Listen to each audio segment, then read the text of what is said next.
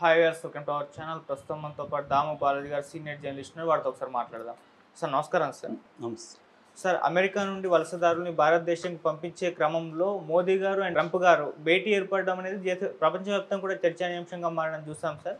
మరి వీళ్ళ భేటీ యొక్క ప్రధాన హైలైట్స్ ఏంటి, అండ్ దీనివల్ల తెలుగు వాళ్ళకి ఏమన్నా లాభాలు ఉండే అవకాశం ఉన్నాయా? ఇప్పుడు మోడీ ట్రంప్ జాయింట్ మీటింగ్ జరిగింది. ప్రెస్ మీట్ కూడా జాయింట్గా అయ్యారు. ఒక నోటు కూడా దాదాపు 31 అంశాలతో జాయింట్ స్టేట్మెంట్ కూడా రిలీజ్ చేశారు.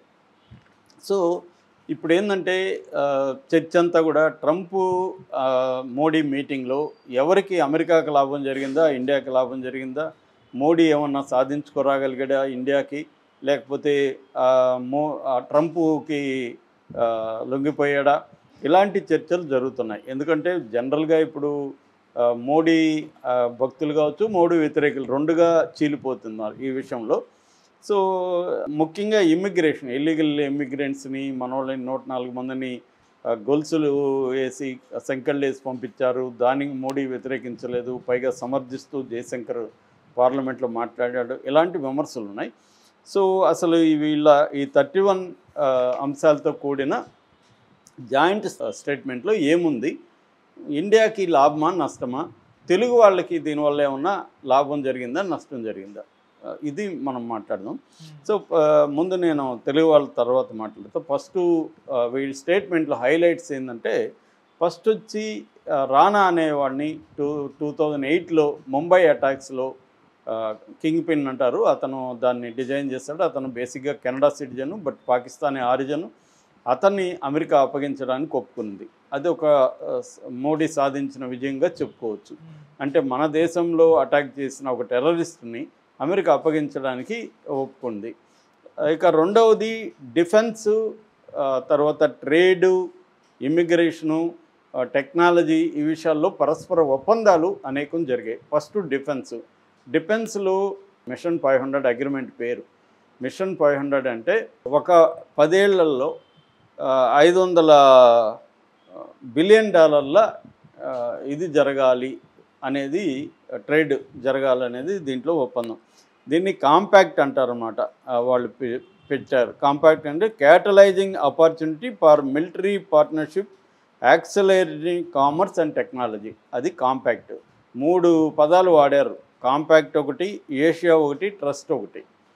నేను మిగతా 2 తర్వాత చెప్తాను. కాంపాక్ట్ అంటేమో ఈ కామర్సు, మిలిటరీ పార్ట్నర్షిప్, టెక్నాలజీ, వీటికి సంబంధించిన ఒక ఒప్పందాన్ని కాంపాక్ట్ అని చెప్పారు. డిఫెన్స్లో ఏంటంటే అమెరికా నుంచి మనం అనేక డిఫెన్స్ ట్రాన్స్పోర్ట్ కావచ్చు, డిఫెన్స్ వార్ఫేర్కి సంబంధించి కావచ్చు, F-35 లాంటి స్టెల్తీ విమానాలు కావచ్చు, తర్వాత షిప్ బేస్డ్ మిసైల్స్ కావచ్చు, ఇలా రకరకాలుగా అమెరికా నుంచి దిగుమతులు చేసుకోవడానికి ఒప్పందం జరిగింది. ఇది బేసిక్గా. రెండవది అటానమస్ సిస్టమ్స్ ఇండస్ట్రీ స్టాండర్డ్స్ అనమాట. ఇదే ఇండస్ట్రీ అలయన్స్ అటానమస్ స్టాండర్డ్స్. అంటే అటానమస్ అంటే మ్యాన్ పవర్ తక్కువగా ఉంటూ ఆటోమేటిక్గా పనిచేసే ఇంజన్స్ కావచ్చు, వాటి దీంట్లో కూడా పరస్పరం చేసుకోవాలనేది ఏషియా అనే ఒప్పందం జరిగింది. మూడవది ట్రస్ట్ అంటే transformatic relationship utilising strategic technology. So ఈ 3 రకాలు, కాంపాక్టు, ఏషియా, ట్రస్ట్, ఈ 3 రకాల ఒప్పందాలు జరిగాయి. అంటే ట్రేడ్లో మనకి ఇప్పుడు ఏంటంటే మేజర్గా కన్సర్న్, అమెరికాతో మనకు కన్సర్న్ ఏంటంటే, ఒకటి ట్రేడ్, టారిఫ్స్ ఎక్కువ వేస్తున్నాడు, బెదిరిస్తున్నాడు. దాని తర్వాత ఏమో immigration, illegal immigration, legal immigration, students, ఈ 3 రకాల ప్రాబ్లమ్స్ మనకి ప్రధానంగా ఉన్నాయి. ఈ 3 రకాలను ఎలా అడ్రస్ చేశారని చూసినప్పుడు, ట్రేడ్లో మనకేంటంటే ట్రేడ్, నేను నిన్న కూడా చెప్పాను, మనం ఎక్స్పోర్ట్లు ఎక్కువ చేసేది ఎవరికంటే అమెరికాకి. మన టోటల్ ఎక్స్పోర్ట్లో 18% అమెరికాకి. నెంబర్ 1 దేశం అమెరికా, మనం ఎక్స్పోర్ట్లు ఎక్కువ చేసేది. ఇంపోర్ట్లు అమెరికా నుంచి మనం ఇంపోర్ట్లు చేసుకుంటున్నాం. కాకపోతే ఎక్స్పోర్ట్లకి ఇంపోర్ట్ల మధ్య బాగా 50% గ్యాప్ ఉంది. అంటే ఫర్ ఎగ్జాంపుల్ ₹100 విలువైన వస్తువుల్ని మనం ఇంపోర్ట్ చేసుకుంటే, మనం ఎక్స్పోర్ట్ చేస్తే ఇంపోర్ట్ 50 రూపాయలు విలువైందో మాత్రం చేసుకుంటున్నాం. అంటే మనం ఎక్కువ అమెరికాకి ఎక్స్పోర్ట్ చేస్తున్నాం, అమెరికా నుంచి తక్కువ ఇంపోర్ట్ చేసుకుంటున్నాం. దీనివల్ల ట్రేడ్ బ్యాలెన్స్ అంటారు. ట్రేడ్ బ్యాలెన్స్ అమెరికాకి 50% ఇండియాతో ఉంది. అమెరికా కంట్రీ ఎలాంటిదంటే అన్ని దేశాలతో కూడా ట్రేడ్ బ్యాలెన్స్, అన్ని దేశాలకి వాళ్ళ ఎక్స్పోర్ట్ కంటే కూడా అన్ని దేశాల నుంచి వాళ్ళు ఇంపోర్ట్స్ ఎక్కువ ఉన్నాయి. దీనివల్ల ఏమవుతుందంటే టారిఫ్స్ వాళ్ళకి ఎక్కువ పడుతున్నాయి. సో మనం ఇంపోర్ట్ చేసుకునే దాని మీద ఏమో టారిఫ్స్ ఎక్కువ వేస్తున్నాం, మన ఎక్స్పోర్ట్ మీద ఏమో అమెరికా టారిఫ్స్ తక్కువ ఉన్నాయి. ఇది ఎందుకు ఉంది అంటే సెకండ్ వరల్డ్ వార్ తర్వాత ట్రేడ్కి సంబంధించి అన్ని దేశాలు ఒప్పందాలు రకరకాల రూపాల్లో ఒప్పందాలు చేసుకుని దాని తర్వాత కాలంలో WTO వరల్డ్ ట్రేడ్ ఆర్గనైజేషన్ ఏర్పడింది, అగ్రిమెంట్స్ ఏర్పడ్డాయి. దాంతో ఏంటంటే అభివృద్ధి చెందిన దేశాలకి అభివృద్ధి చెందుతున్న దేశాల మధ్య తేడా ఉండాలి ట్రేడ్లో, ఈ ట్యాక్సెస్లో అనేది ఒప్పందం. ఎందుకంటే ఇప్పుడు అమెరికాలో రైతులు ఉంటారు, వాళ్ళు ఇండస్ట్రీస్ని టెక్నాలజీని ఉపయోగించుకుంటారు, వాళ్ళకి అమెరికన్ గవర్నమెంట్ సపోర్ట్ చేస్తుంది. మొన్నెవరో రైతు మాట్లాడుతున్నాడు, మాకు అసలు ఇక్కడ లాస్ అనేది ఉండదు వ్యవసాయంలో, ఒకవేళ లాస్ వస్తే కూడా మాకు ఇన్సూరెన్స్ వచ్చేస్తుంది, కాబట్టి లాస్ అనేది ఇక్కడ అగ్రికల్చర్లో లేదు అనేది ఆయన చెప్తున్నాడు. మనకి రివర్స్, లాస్ లేని అగ్రికల్చర్ ఇక్కడ ఉండదు. కాబట్టి మన అగ్రికల్చర్ని రైతుల్ని కాపాడడం కోసం అగ్రికల్చర్ ప్రోడక్ట్స్ని అమెరికా నుంచి తీసుకున్నప్పుడు మనం ఎక్కువ ట్యాక్స్లో టారిఫ్స్ వేస్తాము, మన ప్రోడక్ట్స్కి అమెరికాలో తక్కువ ఉంటాయి. దీనివల్ల ఇప్పుడు ఈ బ్యాలెన్స్ని అతను ట్రంప్ నేను వరల్డ్ ట్రేడ్ ఆర్గనైజేషన్ నేను పట్టించుకోనని చెప్తున్నాడు. అతను అన్ని దేశాలకు కూడా ఈక్వల్గా ఉండాలి, మా దేశం వస్తువుల మీద మీరెంత వేస్తే మీ దేశం వస్తువుల మీద నేను కూడా అంత వేస్తా అనేది ఆయన డిక్లేర్ చేశాడు. దానివల్ల ఇప్పుడు ఇండియాకి ఇబ్బందులు వచ్చే అవకాశం ఉంది. ఎందుకంటే మన దేశంలో ఉండే రైతులు కావచ్చు, స్మాల్ స్కేల్ ఇండస్ట్రీని కావచ్చు, మనం ప్రొటెక్ట్ చేయాలంటే కంపీట్ చేయలేరు కదా, అమెరికన్ రైతులు మన రైతులు పోటీ పడలేరు. కాబట్టి మన రైతుల్ని మనం ప్రొటెక్ట్ చేసుకోవాలి, ఇది మన దేశం ఉన్న కర్తవ్యం. దీనికి మోడీ ఏం చేస్తున్నాడంటే కొన్ని టారిఫ్స్ మీద ఆల్రెడీ తగ్గించాడు మోడీ. మన బడ్జెట్లోనే కార్ల మీద, టెస్లా కార్లు లాంటి వాటి మీద, మోటార్ బైక్స్ మీద, ఫ్రోజన్ ఫిష్ దీని మీద, ఇలాగ చాలా వాటి మీద ట్యాక్సులు తగ్గించారు. అంటే ముందుగానే మోడీ దగ్గరికి మనం వెళ్ళబోతాం కాబట్టి ముందుగా ట్రంప్తో మాట్లాడడానికి ఇబ్బంది ఉండదని మోడీ ప్రభుత్వం ఆలోచించి ముందుగానే ట్యాక్సుల్ని కొంత తగ్గించారు. తగ్గించిన తర్వాత అతను కూడా హ్యాపీగా ఫీల్ అయ్యాడు ట్రంప్, ఆల్రెడీ వీళ్ళు తగ్గించే పనిలో ఉన్నారని.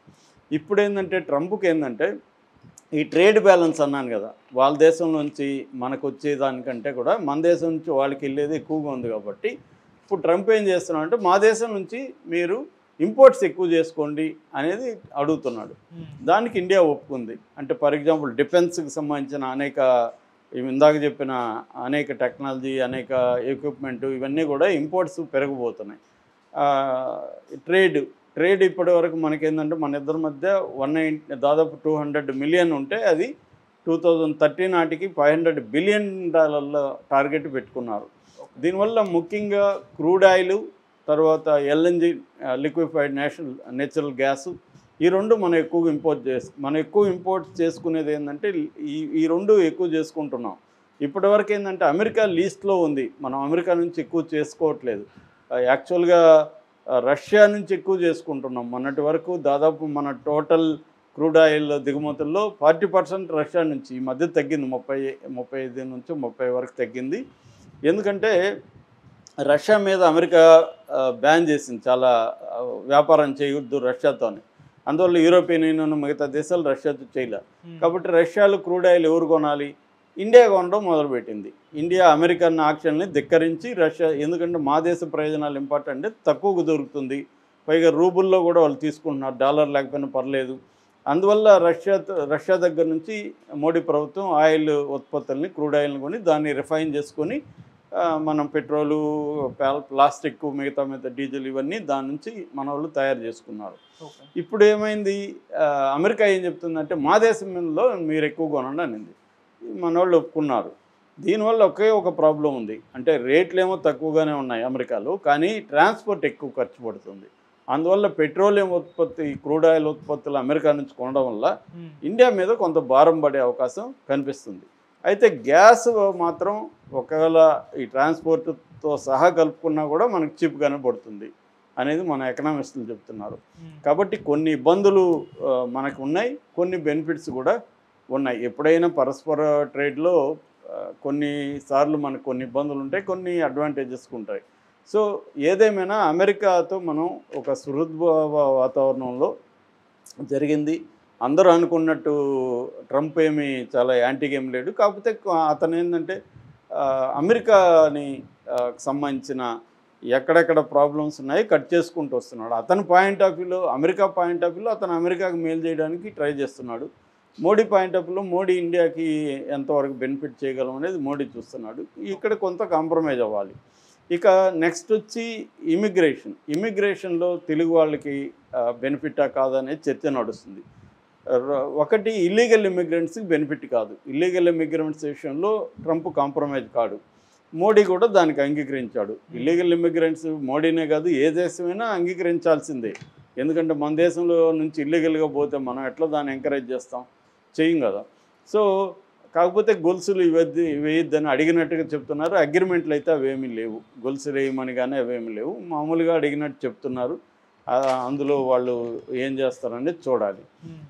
రెండవది లీగల్ ఇమిగ్రెంట్స్లో ట్రంప్ హామీ ఇచ్చాడు, మీరు సరైన పత్రాలతో రండి, మాకేం ఇబ్బంది లేదు. అట్లాగే ఇంకొక భయం ఉంది, H1B బేసిసాలను తగ్గిస్తారని. అది కూడా తగ్గించము, మీ దేశం నుంచి మాకు టెక్నాలజీ ఎక్స్పర్ట్లు వీళ్ళు కావాలి అనేది ట్రంప్ చెప్పినట్టు చెప్తున్నారు. కాబట్టి ఆ రకంగా తెలుగు వాళ్ళకు కూడా బెనిఫిట్ అవుతుంది.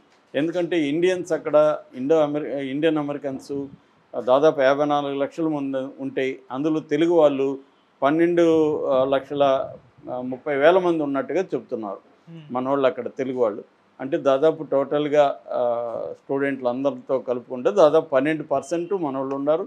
అమెరికాలో ఉండే భాషల్లో 11th largest spoken language Telugu అనమాట. 11వ అతిపెద్ద భాష తెలుగు అక్కడ. కాబట్టి తెలుగు వాళ్ళు బలంగా ఉన్నారు. కాబట్టి తెలుగు వాళ్ళు లీగల్గా పోవడానికి, స్టూడెంట్లు పోవడానికి ఇబ్బంది లేదు.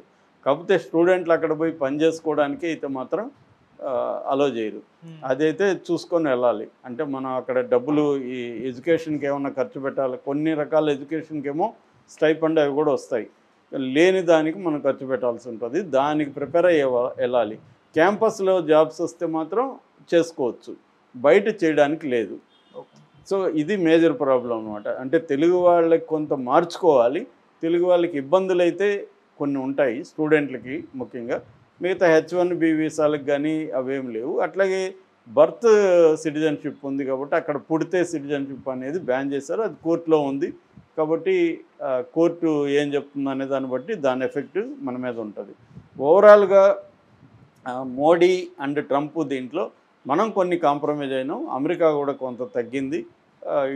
ఈ లాంగ్ టర్మ్ దీని రిజల్ట్స్ ఎలా ఉంటుందనేది చూడాలి. ఈ ఒప్పందం దేన్ని ఇప్పుడే మనం చెప్పలేము. అమెరికా వల్ల మనకి నష్టం జరిగిందని చెప్పలేము, లాభం కూడా గొప్పగా జరిగిందని చెప్పలేము. దీని ఇంప్లిమెంటేషన్లో ఎలా జరుగుతాయి, దానివల్ల ఏమేమి ఎఫెక్ట్స్ ఉంటాయి అంటే కొంతమంది అంటున్నారంటే అమెరికాతో